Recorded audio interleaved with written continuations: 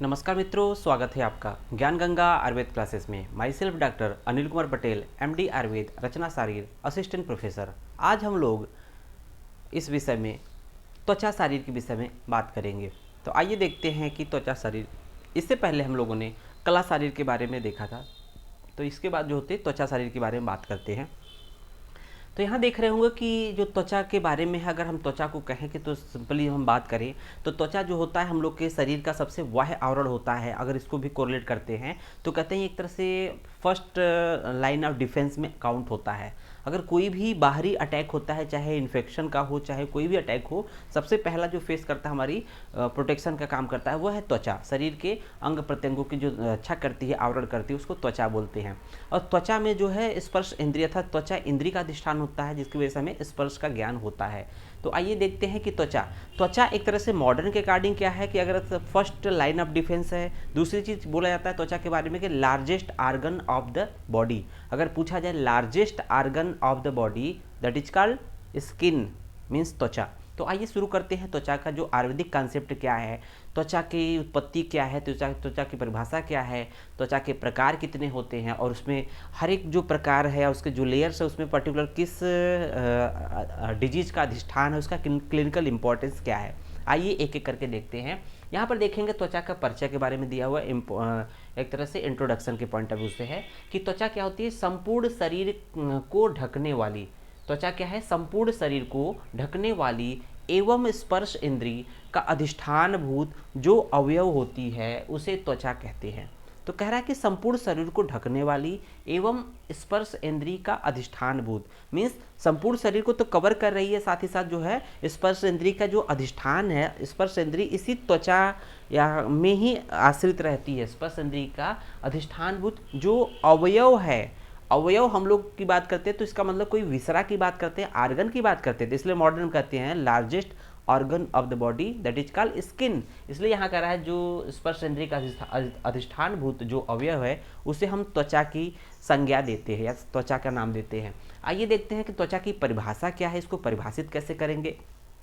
तो त्वचा क्या है, इस पे चरक सूत्र 8वें चैप्टर के 8वें नंबर श्लोक पे चक्रपाणी जी का एक टीका है, कमेंट्री की है कि स्पृश्यत्य अनेन इति स्पर्शनम, अर्थात क्या कहा है, जिस इंद्री से स्पर्श का ज्ञान होता है उसे त्वचा कहते हैं।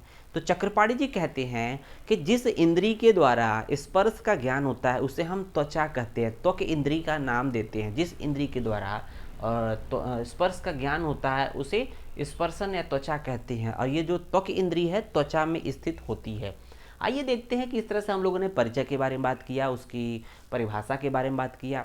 अब देखते हैं कहीं ना कहीं उत्पत्ति कैसे होती है। तो संहिताओं में जो त्वचा की उत्पत्ति की उपमा किससे की गई है, तो यहाँ देखेंगे पहले एक श्लोक है, सुश्रुतशारीर 4 का श्लोक नंबर 4 है। तो यहाँ इसको पहले श्लोक पढ़ लेते हैं कि तस्य खलु एवं, तस्य खलुएवं, खलु एवं प्रवृत्तस्य शुक्रशोणितस्य अभिपच्य मानस्य क्षीरस्य एव संतानिका सप्त त्वचो भवन्ति। तो इसको हम लोग कैसे पढ़ेंगे, इसका मीनिंग कैसे निकालेंगे। तो या एक चीज़ ध्यान रखना था कि जो श्लोक संस्कृत में दिए होते हैं एग्जैक्ट जरूरी नहीं कि हम लोग का श्लोक का जो अर्थ हो वो पहले पॉइंट से शुरू हो। श्लोक में आप एडजस्ट करना पड़ता है कि कहाँ से क्या पॉइंट उठाना है, तब उसका एक सेंटेंस बनता है। तो यहाँ जो शुरुआत की गई है कि त्वचा की उत्पत्ति की पहले उपमा किससे दी गई है, तो देखेंगे कि क्षीर से एवं संतानिका। तो ये कह रहा है कि क्षीर मतलब दुग्ध, संतानिका मतलब दूध के ऊपर जब गर्म करते हैं तो मलाई बनती है। तो उसकी इसको इस तरह से कहा गया कि जिस प्रकार से त्वचा की उत्पत्ति को उन्होंने किस तरह से उपमा दी है, तो उन्होंने बोला है जिस प्रकार से किसी जब दुग्ध को या क्षीर को गर्म करते हैं तो उसके ऊपर जब मलाई बनती है, जो संतानिका अर्थात मलाई बनती है, जिस प्रकार से मलाई बनती है उसी प्रकार से क्या होता है, शुक्र शोणित के संयोग से, शुक्र शोणित का जब संयोग होता है और उसका जब पाक होता है अर्थात उस पर दोष की क्रिया होती है, धातु की क्रिया होती है, तो उसी के फलस्वरूप जो होती है शरीर में त्वचा की उत्पत्ति होती है।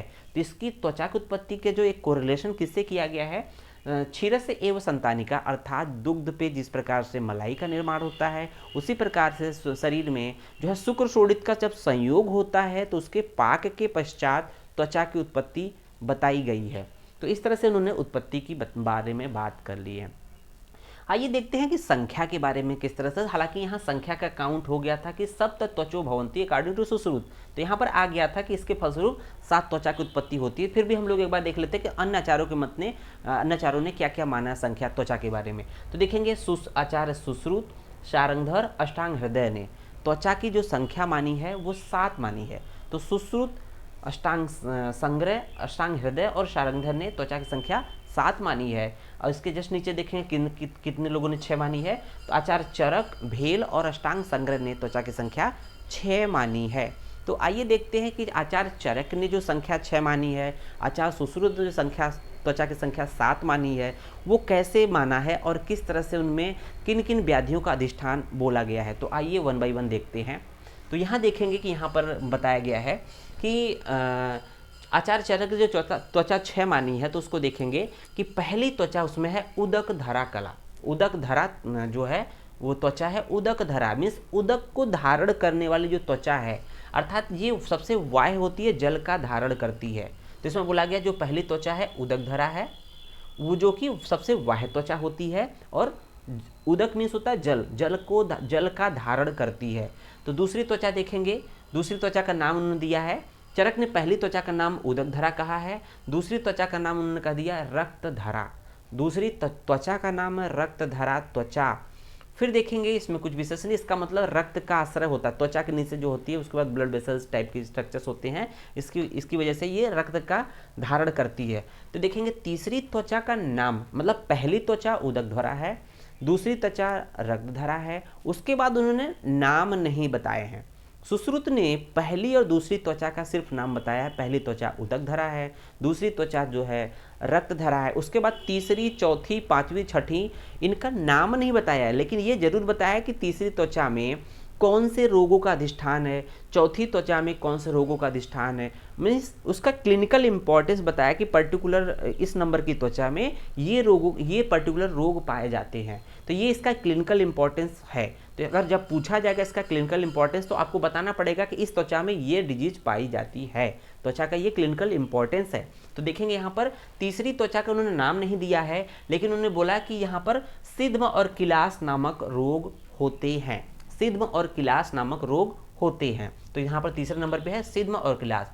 चौथे नंबर पे देखेंगे जो चौथे नंबर की जो त्वचा है, तो चतुर्थी जो त्वचा है या चौथे नंबर की त्वचा है, उसमें कौन सा रोग है, देखेंगे दद्रु और कुष्ठ।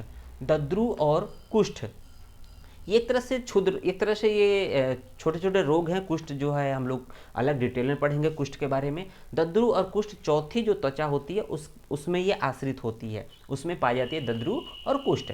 देखेंगे पांचवी जो त्वचा है उसमें किन व्याधियों का अधिष्ठान है, तो देखेंगे अलजी विदृधि। अलजी विदृधि, तो अलजी और विदृधि क्या है, विदृधि एक तरह से एब्सेस है, विदृधि क्या है, एब्सेस है। तो इस तरह से हम लोग देख रहे हैं पांचवी त्वचा में अलजी और विदृधि का स्थान है। छठी त्वचा में देखेंगे, छठी त्वचा जो है थोड़ा सा इम्पोर्टेंट ज़्यादा है। तो देखेंगे छठी त्वचा को छिन्न करने पर, मान लीजिए कोई कट करता है, कोई किसी धारदार यंत्र से कट करते हैं, अगर छठी त्वचा पर अगर कट हो जाए, अगर वो जो कट हो जाएगा छठी त्वचा के लेवल पे जा रहा है कट, तो इस पर उसकी वजह से क्या होगा, छठी त्वचा को छिन्न अर्थात कट करने से, उस पर आघात होने से करने पर व्यक्ति अंधा हो जाता है, मीन्स व्यक्ति की दृष्टि चली जाती है, या हो सकता है कि व्यक्ति अंधा न हो, उसके सामने क्या हो जाएगा, तमह प्रवेश, उसके आंखों के सामने बिल्कुल अंधेरा सा छा जाएगा। अंधा नहीं होगा लेकिन उसके सामने अंधेरा सा छा जाएगा, या तो अंधा हो जाएगा या तमह प्रवेश में चला जाएगा। और साथ ही साथ क्या है कि छठी त्वचा के कट होने पर क्या होता है, संधियों पर स्थूल मूल वाली अर्थात बड़ी रूट वाली कृष्ण रक्त वर्ण की अरुणिका की उत्पत्ति होती है। तो यहाँ देख रहे होंगे संधियों पर है, स्थूल मूल वाली कृष्ण रक्त वर्ण की अरुणिका की उत्पत्ति हो रही है, साथ ही साथ इसमें तमः प्रवेश और व्यक्ति अंधा हो जा रहा था। ये छठे पॉइंट जो त्वचा है उसका क्लिनिकल इंपॉर्टेंस है कि इसमें ये अधिष्ठान होता है। अगर तो छठी त्वचा को कट कर दें, अगर डिस्टर्ब करें, तो ये प्रॉब्लम आ सकती है। तो इस तरह से हम लोग ने देखा चरक के अकॉर्डिंग 6 त्वचा को देख लिया। बट यहाँ बात ये आती है कि अब इसको याद कैसे किया जाए। सबसे बड़ी प्रॉब्लम है कि बुक में सब कुछ दिया है, लेकिन जब तक इसको याद नहीं करेंगे तब तक हम इजीली लिख नहीं पाएंगे, और एग्ज़ाम में आएगा तो हम गलत लिखेंगे। चाहे यूजी और पीजी दोनों के पॉइंट ऑफ व्यू से बहुत ही इंपॉर्टेंट टॉपिक है ये। तो आइए देखते हैं कि इसको थोड़ा सा अगर किसी जो पॉइंट याद करना उसको याद कैसे करते हैं। तो यहाँ देखेंगे उदक धरा कला, तो जैसा कि जल का धारण करती है सबसे बाहरी त्वचा होती है, पहली त्वचा है, उसमें कोई डाउट नहीं है। दूसरी जो त्वचा होती है रक्त धरा कला होती है, तो उसमें कोई अधिष्ठान विशेष बताया नहीं गया, इसका मतलब उसमें रक्त का आश्रय होता है, तो उसको भी कुछ याद करने की जरूरत नहीं है। पहली उदक धरा है, दूसरी रक्त धरा है, तीसरी है सिद्ध किलास। तीसरी त्वचा में कौन से डिजीज का आश्रय है? सिद्ध किलास। तो इसको याद कैसे करेंगे? तो देख रहे होंगे सिद्ध किलास को याद रखना कि तीसरी त्वचा में है, तो इसको हम लोग एक कोड बनाते हैं। इसमें देखते हैं कि जो सिद्धू थर्ड क्लास का बंदा है, जैसे कहते हैं सिद्धू थर्ड क्लास का बंदा है, तो यहाँ याद करते हैं सिद्धू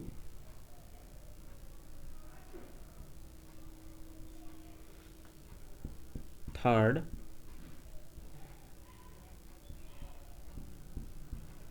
क्लास का बंदा है। तो देख रहे होंगे यहाँ पर इसका कोड बनाया। सिद्धू जो है, सिद्धू कोई बंदा है किस तरह का? थर्ड क्लास है, मीन्स सिद्धू मतलब सिद्ध, सिद्धू मतलब सिद्ध, थर्ड मीन्स होता है तीसरी त्वचा, ठीक है। सिद्धू थर्ड मतलब तीसरी त्वचा में क्या होता है? सिद्धू मतलब सिद्ध, और क्लास मतलब किलास। क्लास का मतलब क्या है? ये किलास को इंडिकेट कर रहा है, थर्ड क्लास का बंदा है, तो मतलब तीसरी त्वचा में सिद्ध और किलास का अधिष्ठान है। तो इसको इस तरह से याद करेंगे, सिद्धू थर्ड क्लास का बंदा है, तो इसको हम लोग इस तरह से याद कर लिए हैं। सिद्धू थर्ड क्लास का बंदा है, सिद्धू मतलब सिद्ध हो जाएगा, थर्ड मतलब तीसरी त्वचा हो जाएगी, क्लास मतलब हो जाएगा किलास, अर्थात इस तरह से सिद्धू थर्ड क्लास का बंदा है, ये याद हो जाता है। फिर देखेंगे दद्रू। दद्रू को हम लोग याद कैसे करेंगे? चौथे नंबर पे दद्रू है, तो दद्रू तो हम लोग याद रखेंगे, सिंपली हम लोग बात करते हैं पुराने ज़माने में हम लोग के बाद दादा दादी बात करते थे कि डाकू अटैक करते थे। पहले लोग जब घर गांव में सोते थे तो डाकू आ जाते थे, तो घर को लूट लाट के चले जाते थे। तो यहाँ करते थे 4 डाकू, तो लोग बताते थे कहानियों में कि 4 डाकू आते थे पहले, घोड़ों से आते थे बैठकर, और 4 डाकू थे। तो 4 डाकू देखेंगे, डाकू, तो यहाँ देखेंगे दद्रू में क्या हो जाएगा? 4 डाकू। डाकू, ड से दद्रू, क से कुष्ठ, द से दद्रू, क से कुष्ठ, तो देखेंगे 4 डाकू, अर्थात चौथे नंबर पर क्या है? दद्रू और कुष्ठ है। चौथे नंबर की त्वचा में जो अधिष्ठान है दद्रू, ड से दद्रू समझ लीजिएगा और कु से कुष्ठ समझ लीजिएगा। तो दद्रू और कुष्ठ जो है वो 4 डाकू में, चौथे नंबर पे 4 डाकू, ठीक है ना। तो तीसरे नंबर देखा कि सिद्धू थर्ड क्लास आदमी है, चौथे नंबर में देखा जो है कि 4 डाकू आते थे पहले, तो 4 डाकू मीन्स चौथे नंबर की जो त्वचा है उसमें दद्रू और कुष्ठ का अधिष्ठान है। इसके बाद देखेंगे हम लोग 5वें नंबर पे अलजी, अलजी विदृधि, जो 5वीं त्वचा है उसमें अलजी विदृधि है। तो यहाँ देखेंगे हम लोग कि विधि जी के 5 कर्म, तो इसको याद कैसे करेंगे? विधि जी के 5 कर्म, तो इसको याद करेंगे विधि जी, विधि जी 5 कर्म।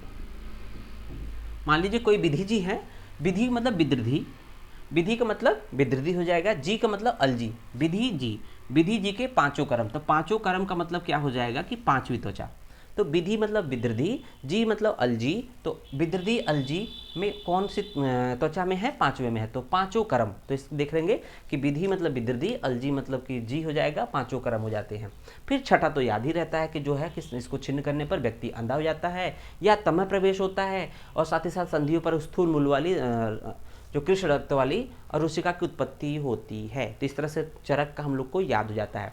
आइए बात करते हैं सुश्रुतन। सुश्रुतन त्वचा की संख्या 7 मानी है, 7 मानी है, तो उसका देखेंगे सीक्वेंस है कि अवभासिता, लोहिता, श्वेता, ताम्रा, वेदनी, रोहिणी, मांसधरा। तो ये 7 त्वचाएं हैं, ये 7 त्वचाएं हैं। उन 7 त्वचाओं में जो प्रमाण है बताया गया, उनका प्रमाण एक कितनी मोटाई होती है हर एक लेयर्स की, यहाँ तक बताया कि उनकी प्रमाण कितनी होती है, मोटाई कितनी होती है। देखेंगे जो अवभासनी है 1/18 ब्रीही, ब्रीही बोलते हैं चावल के टुकड़े को। चावल का टुकड़ा अगर सिंपली अगर बात करें, कुछ इस तरह से चावल का टुकड़ा होता है, ये चावल का एक टुकड़ा है, या चावल के कड़ को बोलते हैं चावल। तो ये है ब्रीही, ब्रीही मतलब चावल। तो ये बोलते हैं कि 1/18 मतलब ब्रीही की जो चावल की जो मोटाई होती है उसका 1/18वां भाग जो है अवभासनी त्वचा की मोटाई है। इसका मतलब सोच लीजिए कि कितनी थिकनेस है, कितनी पतली है, कितनी थीन है। इसका मतलब कि जो अवभासनी होती है उसके प्रमाण या मोटाई कितनी है? 1/18 ब्री है, और उसमें जो रोग का अधिष्ठान है सिद्म और पद्म कंटक है, सिद्म और पद्म कंटक है। दूसरी त्वचा है लोहिता, दूसरी त्वचा सुश्रुत का लोहिता है, उसकी प्रमाण या मोटाई क्या है 1/16, 1/18 के बाद 1/16 व्रीहि है। इसमें कौन कौन से रोग अधिष्ठान है, तिल कालक, तिल कालक, व्यंग नक्ष, तिल कालक, व्यंग नक्ष। फिर तीसरे नंबर पे देखें श्वेता त्वचा है, श्वेता नाम है उसका, उसकी मोटाई होती है व्रीहि का 1/12 भाग, व्रीहि का 1/12 भाग या 1/12 ऑफ व्रीहि हो जाएगा। फिर देखेंगे इसमें किसका अधिष्ठान है, चर्मदल अजगल्ली मशक, चर्मदल अजगल्ली मशक, तो इसको हम लोग याद भी कर लेंगे, अभी इसको पढ़ लेते हैं। चौथे नंबर पर देख लेंगे ताम्रा, ताम्रा की जो मोटाई है 1/8 व्रीहि है और उसके जो अधिष्ठान है किस रोग के, कुष्ठ और किलास, कुष्ठ और किलास जो चौथे में है। पांचवें में देखेंगे, पांचवें नंबर की त्वचा वेदनी है, उसकी जो मोटाई होती है 1/5 भाग होती है और उसमें जो रोग होते हैं कुष्ठ और विसर्प जो है रोगों का अधिष्ठान है पांचवी में, अर्थात वेदनी में कुष्ठ और विसर्प है, ताम्रा में कुष्ठ और किलास है। तो यहाँ देखेंगे छठी में रोहिणी त्वचा है जिसकी मोटाई 1 व्रीहि होती है, अर्थात चावल की जितनी मोटी कड़ होती है, चावल का जितनी मोटाई होती है उतना ही मोटाई रोहिणी की है। और उसमें देखेंगे रोहिणी में कौन कौन से बीमारियों का अधिष्ठान है। रोहिणी नामक त्वचा में देखेंगे ग्रंथि अर्थात कोई ग्लैंडुलर स्ट्रक्चर्स हो, अपची, अर्बुद, श्लीपद, गलगंड, तो ये बीमारियों के अधिष्ठान किसमें है, रोहिणी छठी जो त्वचा है। सातवीं त्वचा देखेंगे लास्ट में मांसधरा त्वचा, तो हम लोगों ने ध्यान दिया था कि मांसधरा कला भी थी, मांसधरा उसमें हम लोगों ने देखा था कि मांसधरा त्वचा भी है। तो मांसधरा जो है तो क्या है कि इसकी मोटाई 2 व्रीहि है और इसमें जो रोग अधिष्ठान है विद्रधि भगंदर अर्श, तो विद्रधि भगंदर अर्श। अब देखते हैं कि इसको याद कैसे करना है। समस्या आ जाती है कि हम लोग पढ़ तो जरूर लेते हैं लेकिन याद करने की समस्या होती है। तो सबसे पहले हम त्वचाओं के नाम को याद कर लेते हैं। तो देखेंगे अवभासनी, लोहिता, श्वेता, ताम्रा, वेदनी, रोहिणी और मांसधरा, इनका जो पहला शब्द है उसको देख लेते हैं। तो अवभासिता का अ, लोहिता का ल, श्वेता का आधा श, ताम्रा का ता, वेदनी का व, रोहिणी का रो, मांस का मा। तो इसको एक सीक्वेंस में याद कर लेंगे, आलोष्ता, इसको ऐसे याद कर लेंगे आ, इसको एक साथ याद कर लेंगे आलोष्ता, उसके बाद करेंगे वेरोमा, आलोष्ता वेरोमा। तो इसको याद हो जाएगा कि अवभासता, आ में होता अवभासता, लो में होता लोहिता, श में होता श्वेता, ता में होता ताम्रा, वेक मतलब वेरोमा, वेक मतलब वेदनी, रोक मतलब रोहिणी, माँ का मतलब मांसधरा त्वचा। तो हम लोग का जब ये त्वचा का सीक्वेंस याद हो जाता है कि पहले नंबर पे कौन से, लास्ट नंबर पे कौन से है, उसके बाद देखते हैं इसके प्रमाण। तो प्रमाण को तो याद कर लेंगे कि 1/18, 1/18, 1/16, तो इसको सीक्वेंस याद रखना पड़ता है, तो इसमें कोई ट्रिक नहीं है। 1/18, 1/16, 1/12 मीन्स 10 के ऊपर 3 है, 1/18, 1/16, 1/12। फिर देखेंगे 1/8, 1/5, टोटल 5 हो गए। फिर 1 व्रीहि 2 व्रीहि, तो 1 व्रीहि 2 व्रीहि, लास्ट का जो है 2 व्रीहि है, लास्ट सेकेंड लास्ट जो है 1 व्रीहि है, तो ये याद हो जाएगा। फिर देखते हैं इसमें कौन कौन से अधिष्ठान की बात करें। अवभासनी में सिद्म और पद्म कंटक का अधिष्ठान है, तो इसको याद करना, इसमें कोई ट्रिक नहीं लगाना है। अवभासनी में सिद्म और पद्म कंटक, तो सिद्म और पद्म कंटक याद रखना है। दूसरा देखेंगे लोहिता, लोहिता में तिल कालक व्यंग नक्ष, तो इसका पहला वर्ड होगा तिल कालक व्यंग नक्ष। इसको हम कैसे याद करेंगे, TVN,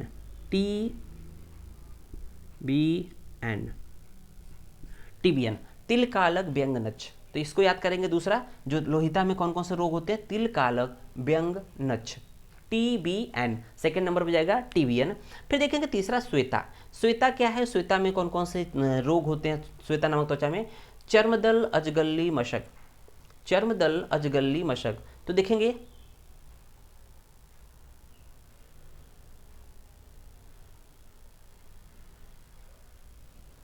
तो यहां पर किस तरह से याद करेंगे कि श्वेता ने गोलू की चर्म मसल दी, तो इसको याद कैसे करेंगे, श्वेता ने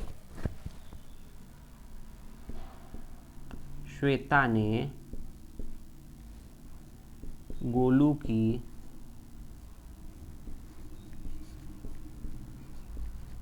चर्म मसल दी।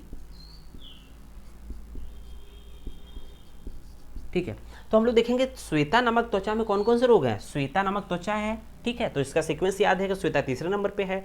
ने गोलू मतलब हो जाएगा अजगल्ली, गोलू की चर्म मतलब हो जाएगा चर्मदल, मशल मीन्स होता है मशक, ठीक है। श्वेता ने गोलू की चर्म मसल दी, श्वेता ने गोलू की चर्म मसल दी, तो इसका मतलब हो जाएगा श्वेता हो जाएगा गोलू अर्थात अजगल्ली हो जाएगा, चर्म अर्थात चर्मदल हो जाएगा, मशल मतलब मशल, मशक मीन्स होता है मसल दी मतलब मशक। तो इस तरह से तीनों याद हो जाएंगे श्वेता का।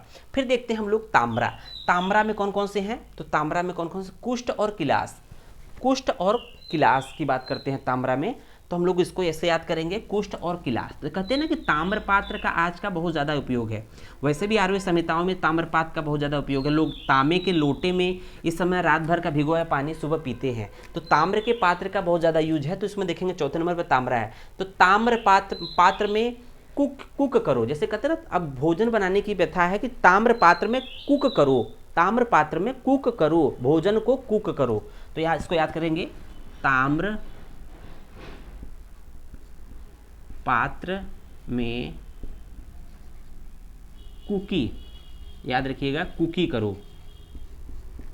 तो कुष्ठ और किलास, ताम्रपात्र मतलब ताम्रा, ताम्रपात्र मतलब ताम्रा में, कुष्ठ और किलास ताम्रपात्र में कुकी करो। तो हम लोग जो ट्रेंड चल रहा है इस समय कि जो है पीतल के पात्र जो होते हैं ताम्र पात्र में कुकी करो, कुष्ठ और किलास। तो देखेंगे ताम्र में कुष्ठ और किलास आ जाएगा, कुकी, कुक मतलब कुकी, ठीक है। उसके बाद देखेंगे 5वें नंबर पे देखेंगे वेदनी।